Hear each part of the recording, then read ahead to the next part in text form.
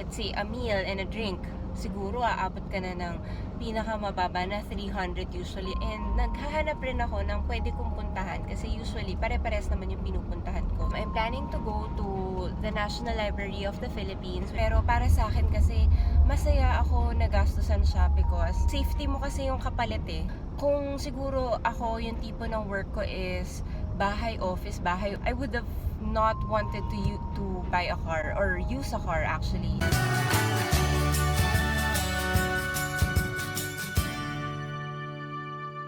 And welcome to another day in the life vlog. As you can see from the previews, it is a car chat vlog. So we will be talking about one, the hassles of having to stay in cafes just to have a decent place to stay at.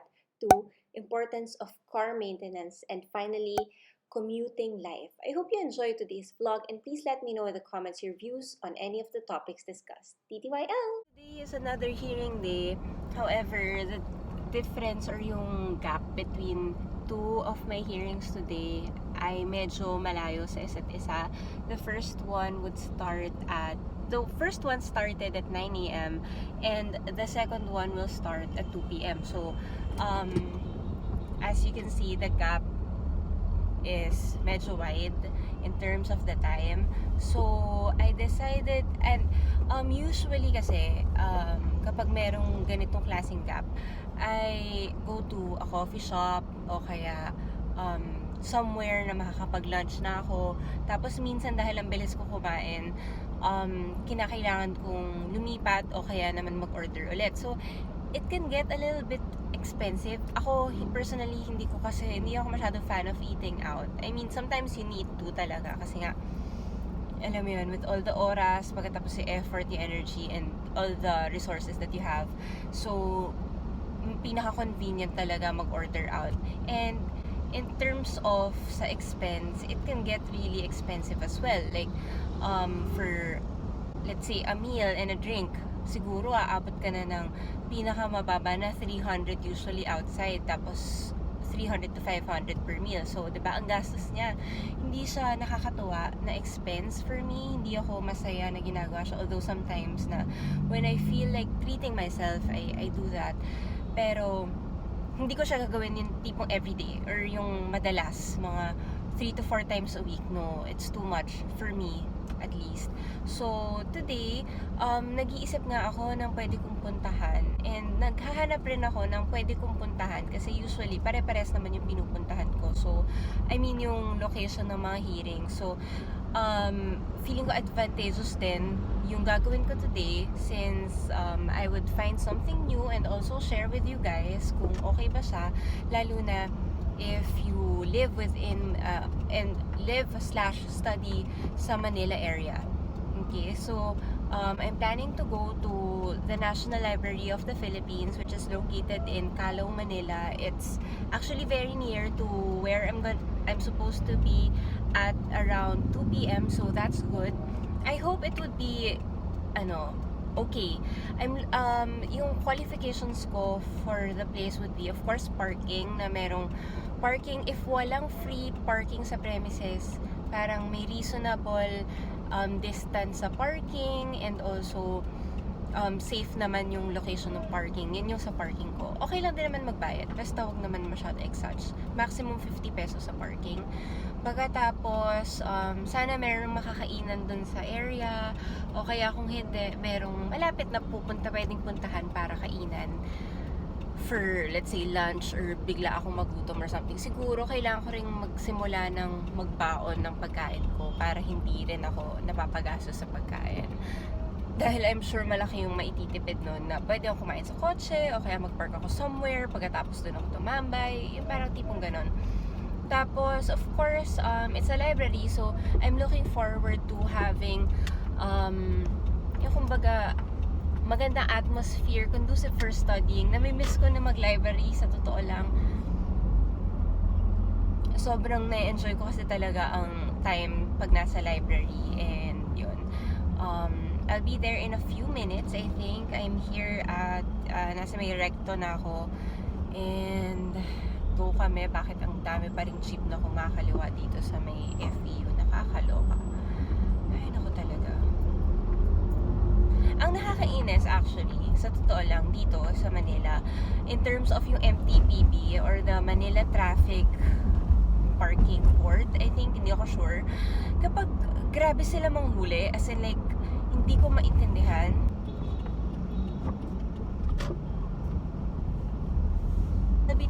I'll be talking to you again later when I get to the National Library of the Philippines. I hope I would be allowed to take some videos of the place. Try nating magpaalam if pwede or yun. Yeah. Okay, mag-waze muna ako kasi baka mamali ako ng turns and all. Sana, I'm looking forward to it.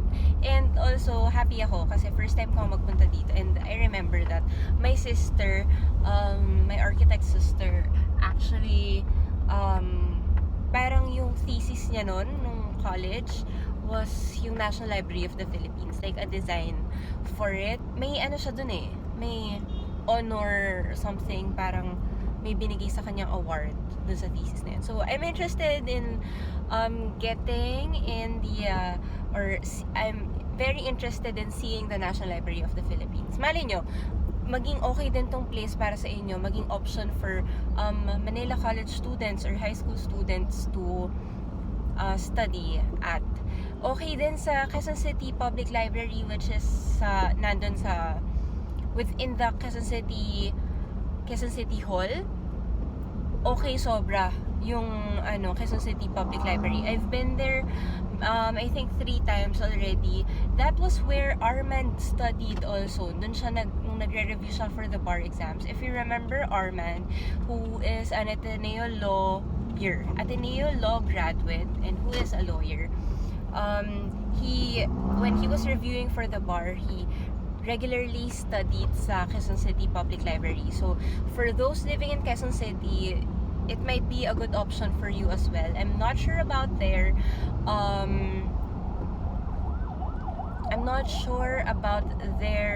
like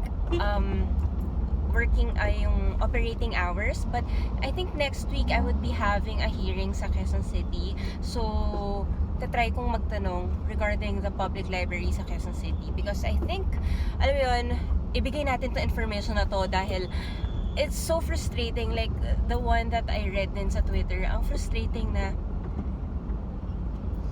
bakit kailangan pang magbayad para mag-aral. Like for example, yung pagkuha, yung mga, I have nothing against co-working spaces, but long term, parang hindi naman kasi siya yung tipong it's good that we have options like that, yung mga co-working spaces, but hindi siya hindi siya sustainable for me, I think, lalo na financially. Parang maganda na one of tingin ko na makakatulong din talaga sa pag-aaral ng mga mamamayang kabataan ay syempre magkaroon ng maayos na access sa, 'di ba, proper access to libraries. Nako, importante 'yun sobra. Ay nako, hulihin mo yung puti na yan, kuya. Harang sa daan, nakakaloko. Ayun nga. Kaya as of now, gusto kong ipakita sa inyo yung mga available na libraries na pwede nating pag-aralan or pagpuntahan ng libre. Alam mo yun, gusto natin ng libre, of course, diba? Bakit naman natin ipagkakait yan sa mamamayang Pilipino? Hello, everyone.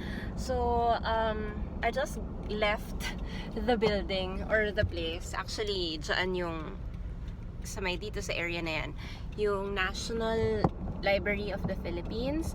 Sadly, it has been under renovation since 2016 and ang projection nila is 4 years yung buong renovation. So, hanggang 2020, hindi pwedeng gamitin yung library unless it's for thesis. So, syempre hindi naman ako mag-thesis kasi tambay-tambay lang naman ang gagawin natin. Pero, the National Library of the Philippines is inaccessible until further notice. Sadly.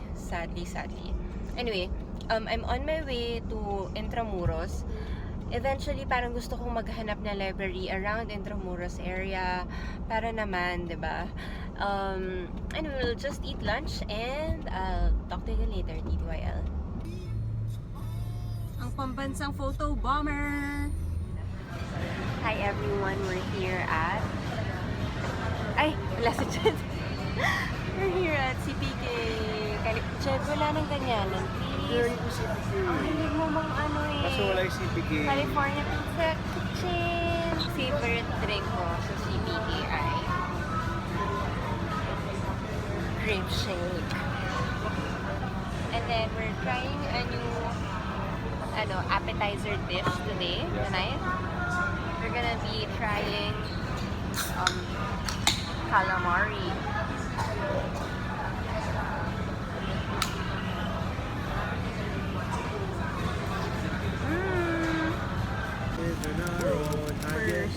Calamari.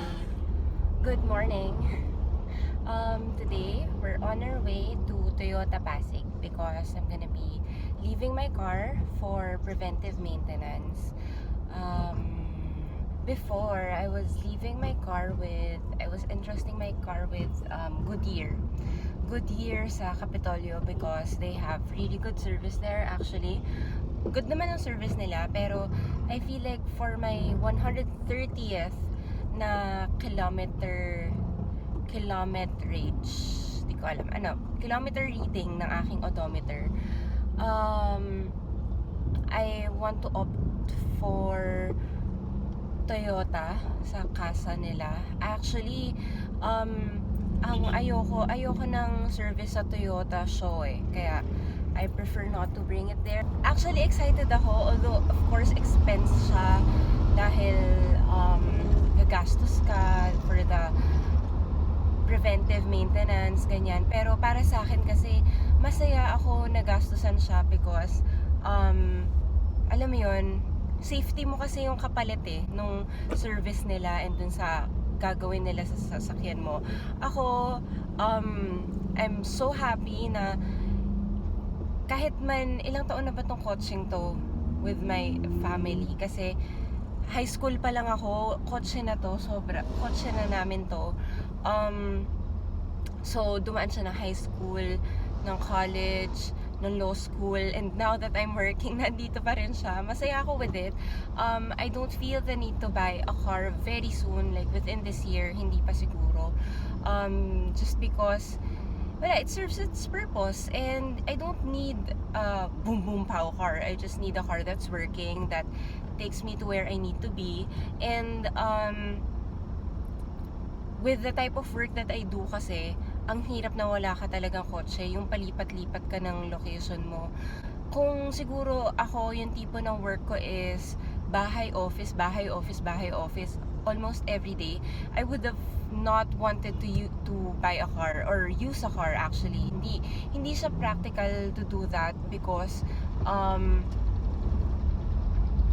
yun, ang magastos din kasi magkasasakyan, like with all the maintenance. Pero kung ako sa inyo, like if you're planning to get a car, dapat mag-i-invest ka talaga dun sa preventive maintenance. Yun kasi yung turo sa akin ng nanay ko na. At saka by experience din talaga. Kasi nung bata kami, there was this one time na parang bumili ng second hand na car yung parents ko. Pagkatapos hindi naman siya ganun ka-okay pala. Parang ang dami niya minsang problema. Naalala ko pa nga nun one time, like sa NLEX kami ng sister ko, naka-experience kami na kinailangan bumaba ng nanay ko kasi sobrang lumang NLEX pa nun, nung North Luzon Expressway. Sobrang luma pa niya na wala pa masyadong mga cellphones nung panahon na yon. Or wala kaming cellphone, hindi ko alam. Pero as in, hindi pa siya yung tipong madami nang may cellphone yung dating. So, kinailangan maglakad ng nanay ko noon. Pagkatapos, kasi nga, hindi ko alam anong nangyari doon sa sasakyan. Basta there was something wrong. Tapos, na-experience ko na rin yung mga tipong na-overheat yung sasakyan noon. Bata ako. So, parang, meron na ring deep-seated na trauma feeling ko pagdating sa kotse sa akin. Kaya parang, ma-realize mo na it's better to spend your money kapag sa mga preventive maintenance na expenses because again, it's preventive maintenance. para siya sa safety mo and para din na hindi umabot sa point na masisiraan ka ng sasakyan in the middle of nowhere, na nagmamadali ka and all, tapos biglang sira yung sasakyan mo. Para maiwasan yung mga ganong pagkakataon. If you're planning to get a car, if you have a car, yun, I would highly suggest to do regular preventive maintenance sa inyong sasakyan para maiwasan yung mga hassle. At saka, kasi minsan, kapag yung sasakyan, yung may konti siyang problema, tapos hindi mo, or kunwari may sira siya or may problema na, tapos hindi mo nga, dahil hindi ka regularly nagpapa-preventive maintenance, lalong lumalala, lalong kumbaga para siyang sakit na um, na lumalala, at let's say na hindi na nagfa-function ng maayos yung system na yon, edi mas maapektuhan pa yung ibang sistema at mas lalaki pa yung problema, diba? So, since I do not really know anything about cars, hindi ako masyadong maalam in terms of yung mga parts and kung ano man and whatever na kailangan, I opt to consult an expert. And kung naghahanap kayo ng hindi kasa na place like Goodyear, you can try Goodyear Capitolio. The last time na nagpa-preventive maintenance ako, tinry ko yung sa Toyota show, but oh my gosh, ang pangit ng service. Kasi parang nagkaka-issue ako. Wala, brakes lang yung pinalitan niya despite me telling dun sa Toyota show person na nag-handle sa akin na may issue ako with the suspension. Wala, hindi niya ginawa. So yun. So ayoko na sa kanila. After taking my car to Toyota, I had to commute for 1 whole week since they had to change my clutch system and do other maintenance stuff. When I commuted, I took the Jeep, MRT, LRT, FX, pedicab, and taxis. As you can see from this clip, I was trying to push myself inside the MRT because I really had to get on that train. I really missed commuting. Before driving, I was an avid fan of commuting. I enjoyed the hassles of commuting. Yung feeling na nakikihalubilo ka sa mga tao sa paligid mo, which I honestly missed during my first time na nagda-drive ako. Because driving tends to be very lonely. One of the things you get to observe kapag nagko-commute ka would be the random acts of kindness from strangers.